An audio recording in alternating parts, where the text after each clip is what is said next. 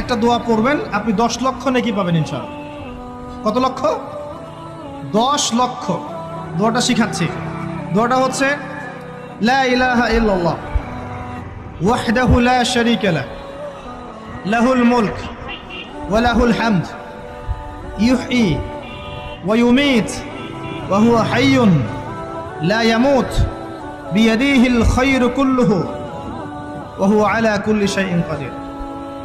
একবার পড়লে 10 লক্ষ নেকি